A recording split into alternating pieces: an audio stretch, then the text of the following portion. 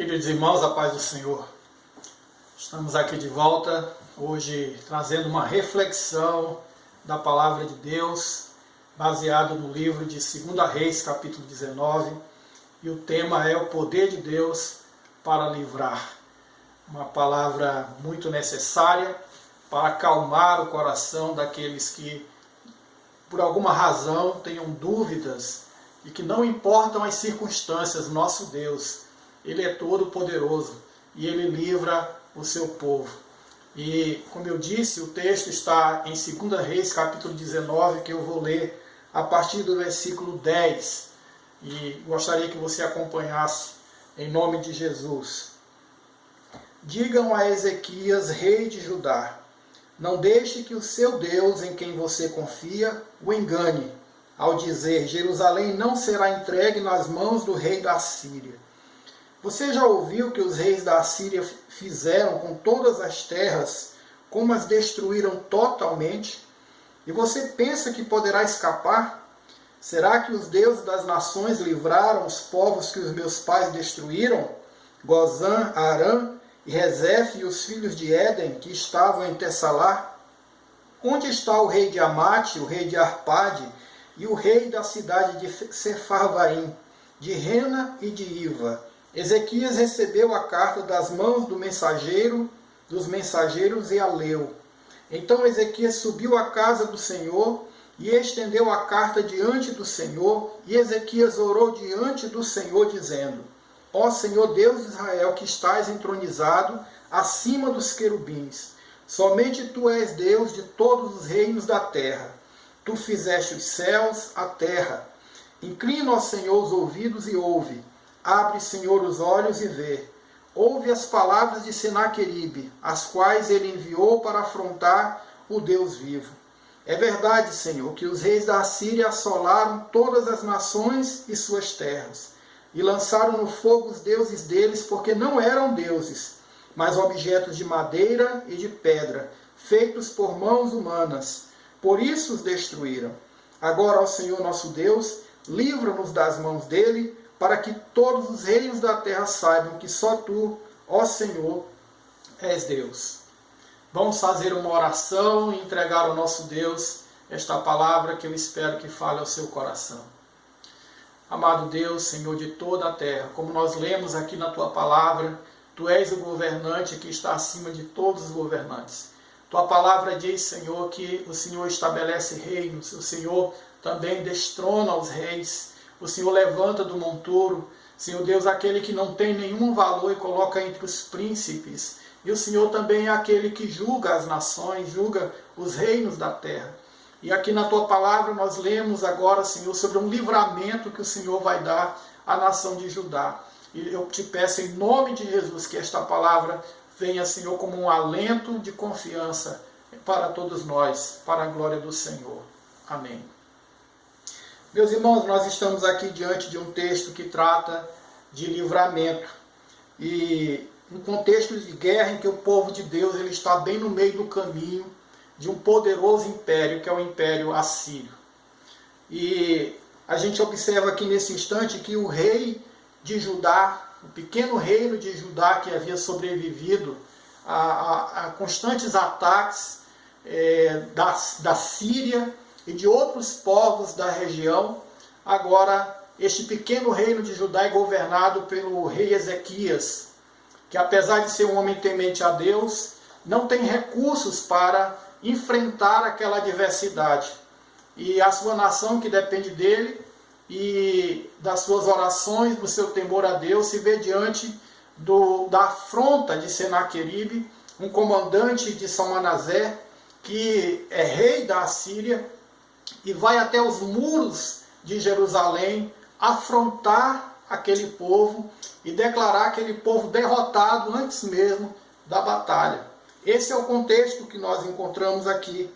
E neste momento, o rei Ezequias, ele apela a Deus.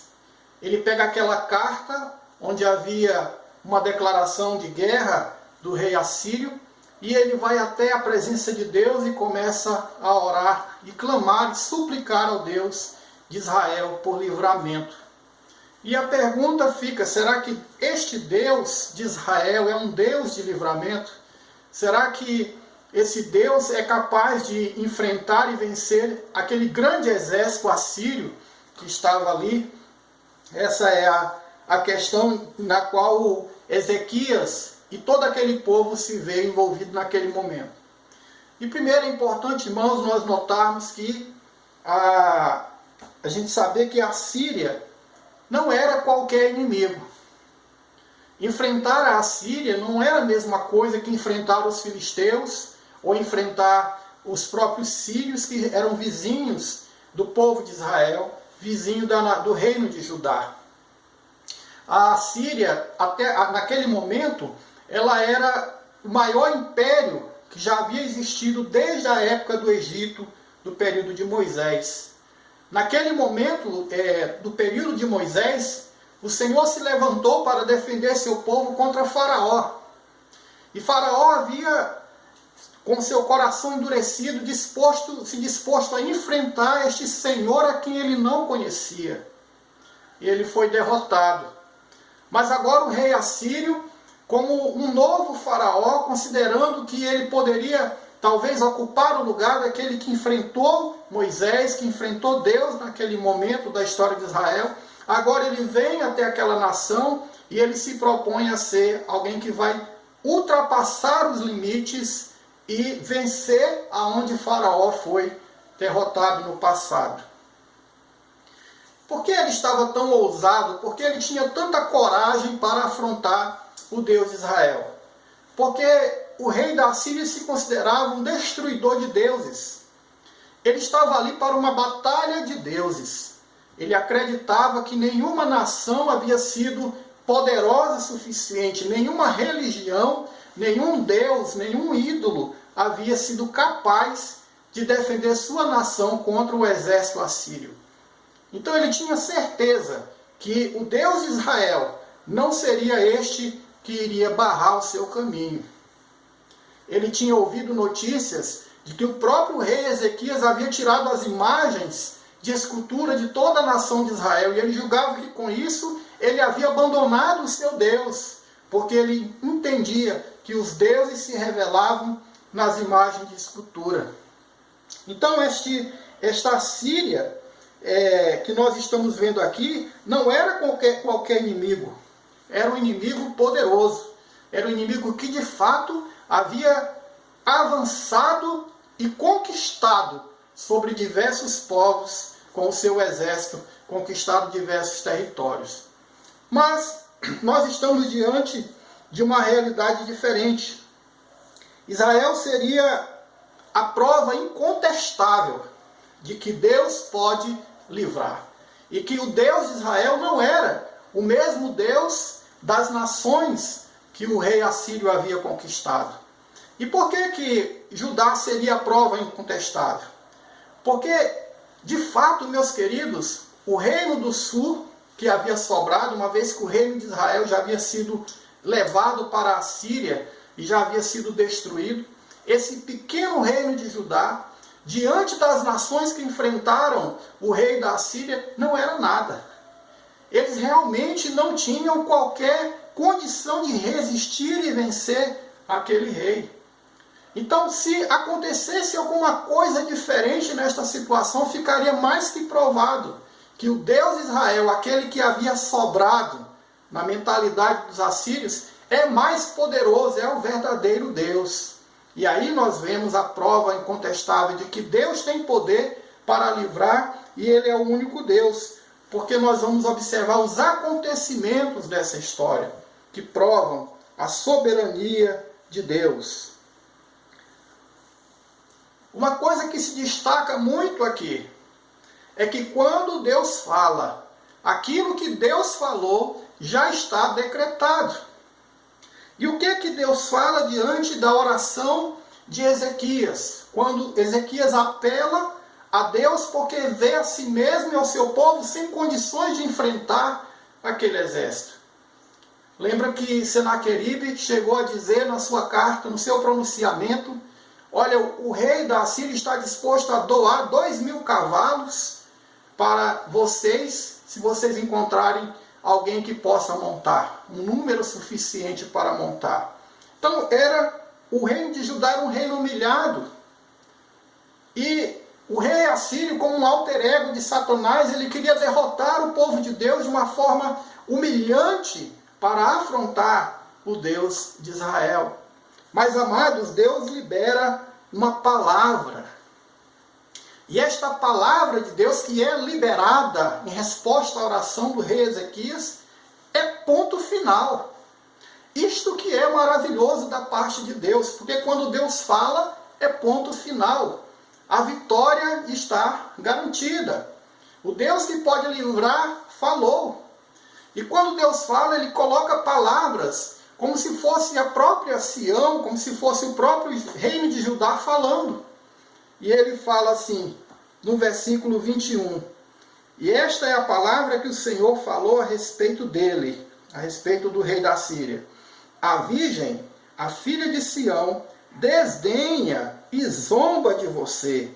A filha de Jerusalém meneia a cabeça atrás de você. Ora, amados, o Senhor fala por boca do profeta Isaías. Olha, Deus está dizendo, a filha de Sião, você do reino de Judá, desdenha de você. Meneia a cabeça ao ouvir as suas afrontas. Por que Deus está falando que o seu povo podia ter esse tipo de confiança, de olhar para um exército absurdamente maior, e um povo disposto a destruir e menear a cabeça? Porque Deus estava falando. É muito interessante que num futuro não muito distante, um outro profeta vai ser usado por Deus, que é o profeta Jeremias, num contexto diferente. Naquele momento da vida de Jeremias, é o rei Nabucodonosor que estará às portas de Jerusalém.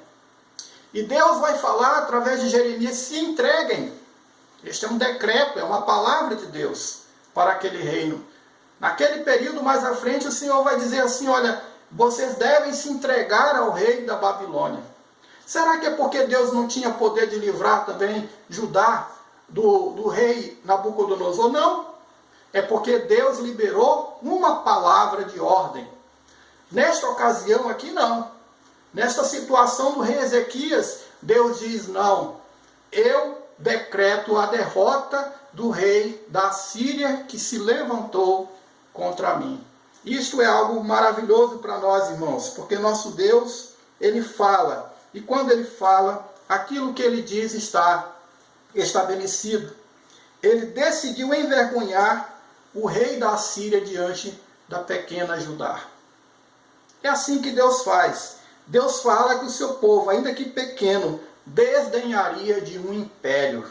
Meus amados, era a hora do inimigo saber que tudo que eles haviam conquistado até aquele momento era por pura permissão de Deus.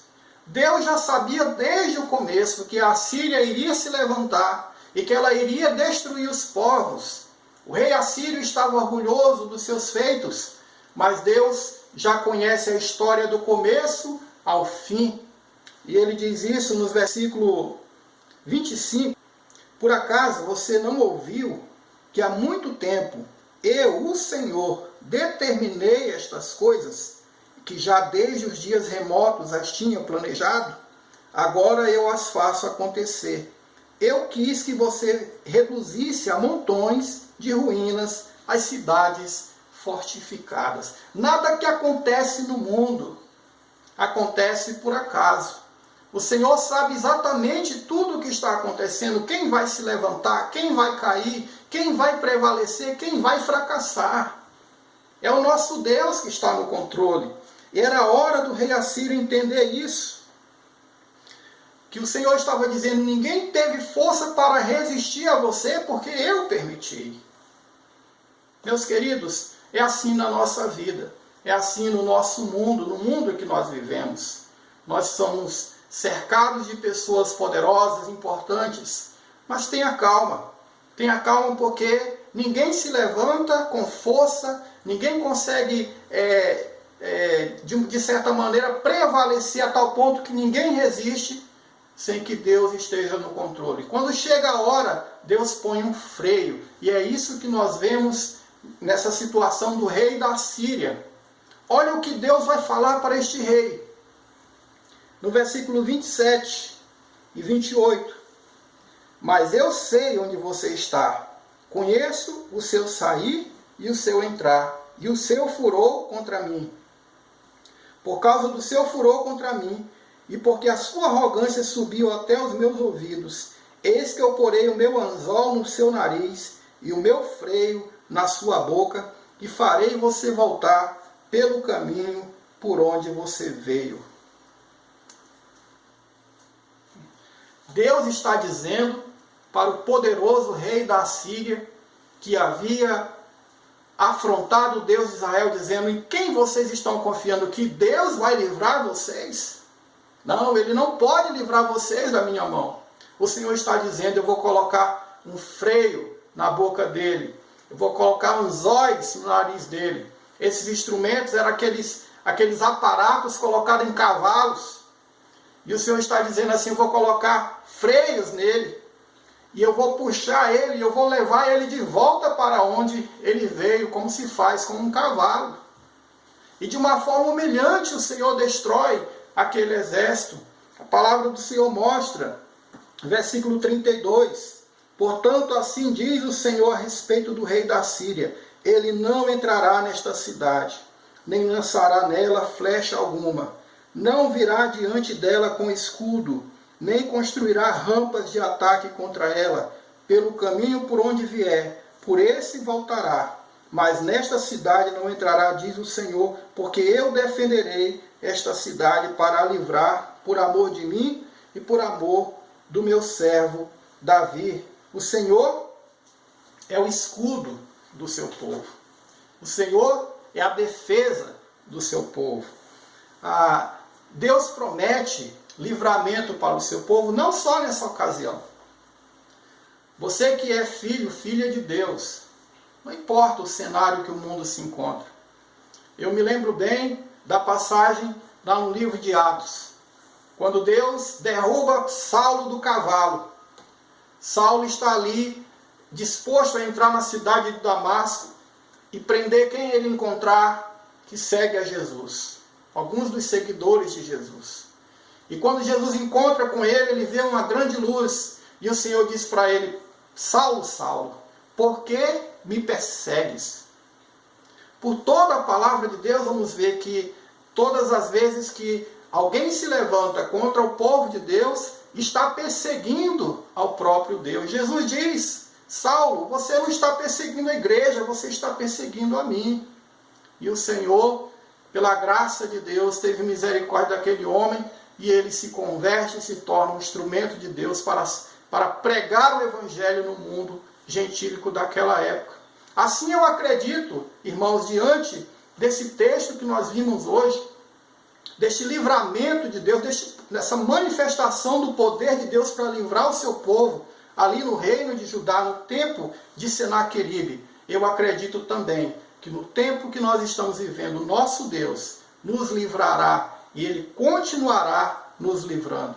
Se a resistência do inimigo é grande, mas é porque Deus ainda não decretou o tempo e o modo, mas tudo se cumprirá de acordo com a vontade de Deus revelada na sua palavra.